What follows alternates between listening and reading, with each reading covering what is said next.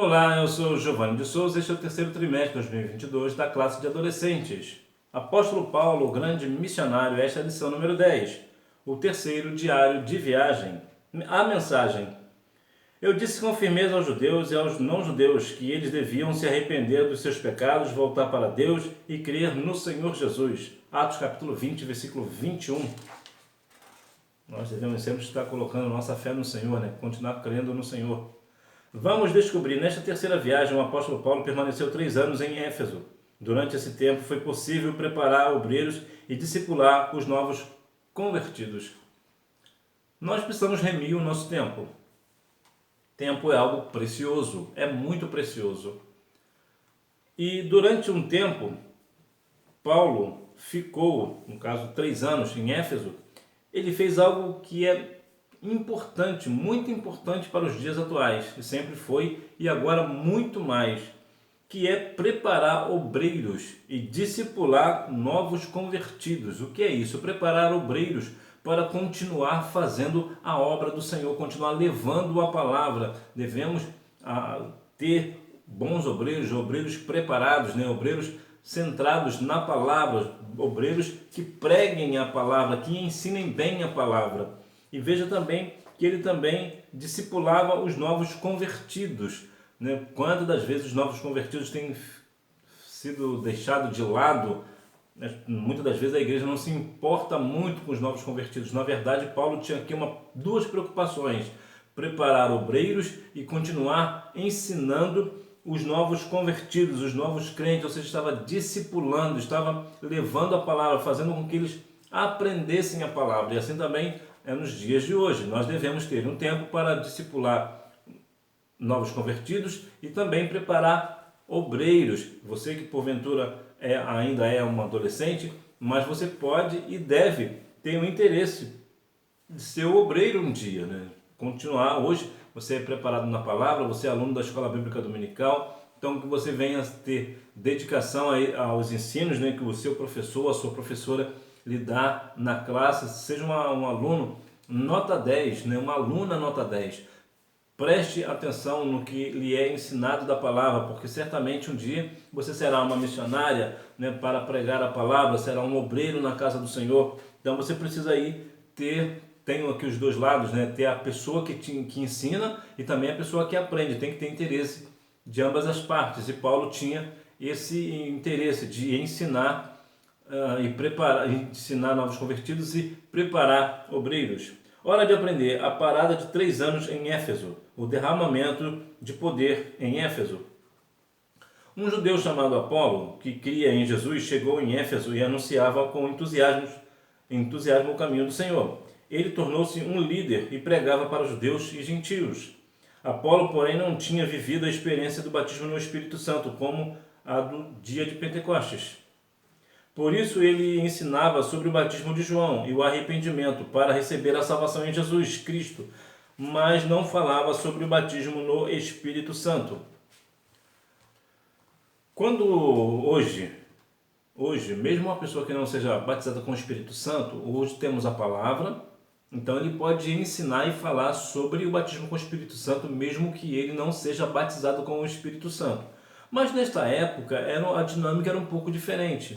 Como ele não tinha conhecimento do batismo, ele nunca tinha sido, ele não era batizado, então ele não sabia como fazer, não sabia como falar, não sabia explicar. Mas hoje nós temos a palavra, porque na época a palavra ainda estava sendo desenvolvida, ainda estava sendo escrita.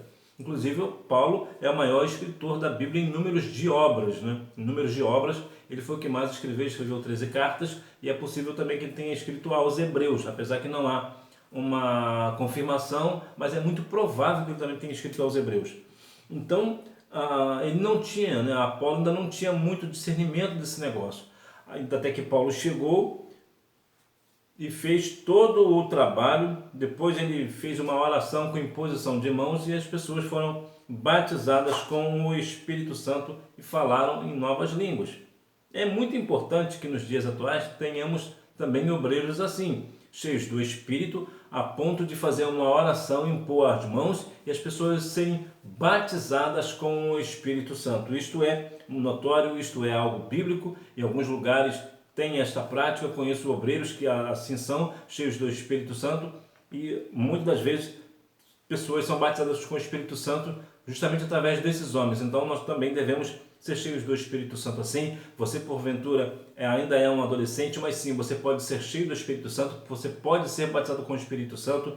Nada te impede em ser batizado com o Espírito Santo. Não é porque você é adolescente que a promessa não é para você. Sim, também é para você. Já falei aqui em outras oportunidades que na minha igreja havia até mesmo crianças batizadas com o Espírito Santo. Então, portanto, sim, é para os dias atuais. Você também pode receber o batismo com o Espírito Santo. Você crê no Senhor Jesus e que certamente o Senhor irá te batizar com o Espírito Santo. Busca o Senhor, busque com todo o fervor, com a sua fé, que certamente o Senhor te batizará. Um enfrentamento de espíritos malignos. Essas maravilhas despertaram a curiosidade de alguns judeus e eles tentaram imitar o apóstolo invocando o nome de Jesus. Como resultado, um espírito maligno lhes disse: eu conheço Jesus e sei quem é Paulo, mas vocês, quem são? Esse evento teve um grande impacto na cidade, a ponto de os praticantes da magia queimarem em público seus livros de encantos. Isso aqui nós já vou falar sobre essa questão do encanto, sobre a questão financeira, do que causou, né? Entretanto, veja que, olha que situação.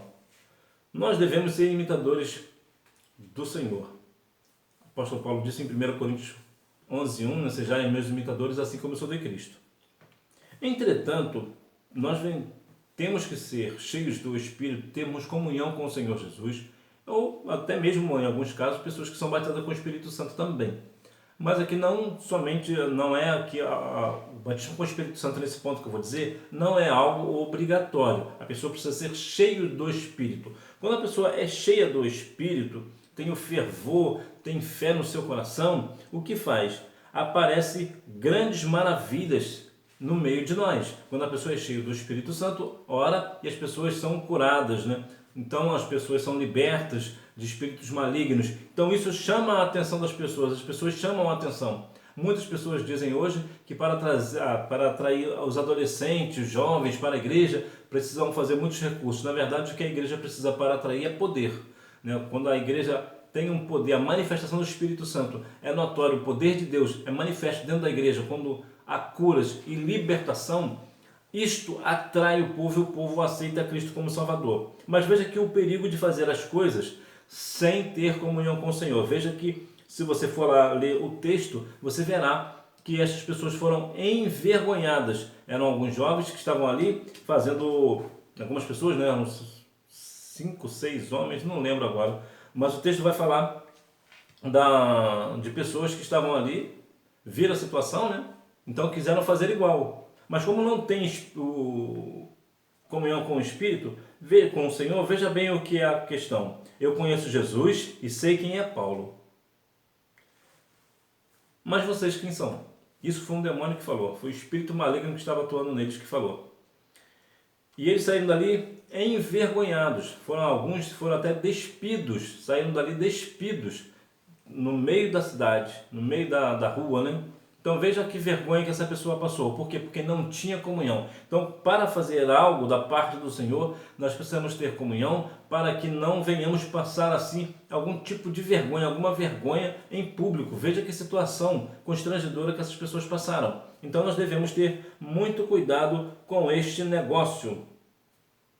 O conflito religioso e econômico. O número de cristãos aumentou na cidade, ou seja, muitos abandonaram os rituais idólatras. E isso provocou controvérsia em meio aos produtores de objetos do templo da deusa Diana. Na cidade de Éfeso havia um grande templo dedicado à deusa Diana, ou Artemis. A movimentação religiosa neste templo atraía milhares de pessoas todos os anos para a cidade e garantia uma grande arrecadação financeira. Então veja que aqui, nesse templo da Diana, da deusa, né? Diana ou Artemis, aqui as pessoas tinham grande arrecadação financeira. Por quê? Porque eram vendidos ali objetos idólatras para idolatria. Como o evangelho chegou ali, muitos, mas muitos desses aceitaram a Cristo como Salvador. Ou seja, a arrecadação financeira despencou e as pessoas ali que eram muito vistas, né, tinham muito interesse pelo dinheiro, como até hoje a perspectiva não mudou. As pessoas são extremamente materialistas e querem o dinheiro em primeiro lugar, né? A primeira Timóteo 6,10, o amor ao dinheiro é a raiz de todo mal. Veja que não é o dinheiro a raiz, é o amor ao dinheiro. E por essa questão veio o conflito religioso e econômico. Nós devemos também, da mesma forma, ter a mesma ousadia e fazer a mesma coisa. Fazer com que acabemos com essa questão de idolatria. Pregamos o Evangelho de uma forma tão extraordinária, tão cheia do poder, tão cheia da graça, que as pessoas são libertas, outras pessoas são curadas, outras pessoas são batizadas com o Espírito Santo, e o Espírito do Senhor, o mover de Deus é notório na igreja, a ponto tal das pessoas aceitarem a Cristo como Salvador e deixar a prática idólatra de lado e acabar com essa questão econômica, né? Dessa arrecadação financeira da parte idólatra da situação. Que nós venhamos ter esse empenho, essa firmeza no nosso coração de continuar pregando o Evangelho para as pessoas serem claras, né? Serem, na verdade, esclarecidas sobre o poder de Deus, sobre o que verdadeiramente Deus faz no meio do seu povo. E não ficar aí gastando o seu dinheiro, né, com questões idólatras, né, de comprar ídolos para idolatrar aquela coisa toda e assim profane o nome de Deus. E assim também deixar rico, né, as pessoas que fazem essas questões de idolatria, né. A parada final é em Jerusalém. Eles o acusaram falsamente de ensinar contra o povo de Israel a lei de Moisés e o templo, e de profanar o lugar sagrado por ter levado os gentios ali. Foi um alvoroço, o povo arrastou Paulo para fora do templo para matá-lo. Veja que aqui algumas pessoas acusaram falsamente sobre ensinar contra o povo de Israel. Não é muito diferente hoje. Quantas pessoas vão levantar falso da tua pessoa? Isso acontecerá, mesmo você na sua adolescência, você sendo essa pessoa que você é, ainda assim as pessoas vão falar contra você. Por quê? Porque você mexe com as situações, né? Você é uma referência, você é o sal da terra, então você faz toda a diferença. Às vezes você pode pensar, mas eu sou só uma pessoa que está vivendo a sua adolescência. Mesmo assim, você, por ser cheio do Espírito Santo, as pessoas vão sempre querer, de uma certa forma, querer parar você, dizer que você está fazendo errado, que Deus não é assim, porque a outra igreja é a certa, porque a outra religião é a certa, mas você precisa ter no seu coração o entendimento que Jesus é o único caminho, a verdade, a vida, e ninguém vem ao Pai senão por Ele. Então você está no caminho certo. Então isso, claro, vai atrair muitas das pessoas, né, muitas das vezes, a ira das pessoas contra a sua vida. Mas firme no Senhor. Veja que aqui tentaram matar Paulo, né, por causa dessas questões, né, da acusação falsa, né? E não será diferente na sua vida. Muitas pessoas levantarão falso da sua vida justamente porque você fala da palavra, porque você prega a palavra, porque você louva ao Senhor. Conclusão: o ministério do apóstolo Paulo foi conduzido por Deus.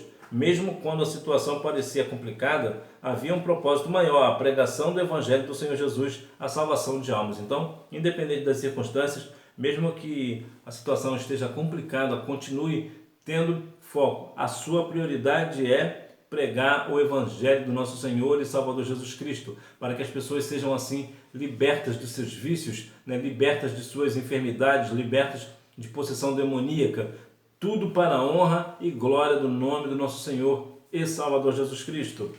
Vamos praticar. Número 1, você marca assim de cima para baixo, FVV. Número 2, Éfeso. E que Deus em Cristo continue abençoando a sua vida, que você continue aí cheio do Espírito Santo, cheio do poder de Deus, que o Senhor continue usando a sua vida como exemplo a outras pessoas, e assim o nome dele seja glorificado na sua vida. Que Deus em Cristo continue abençoando a sua vida, que você tenha uma boa aula, não deixe de ir à Escola Bíblica Dominical, até porque quem faz a escola é o aluno. Tchau!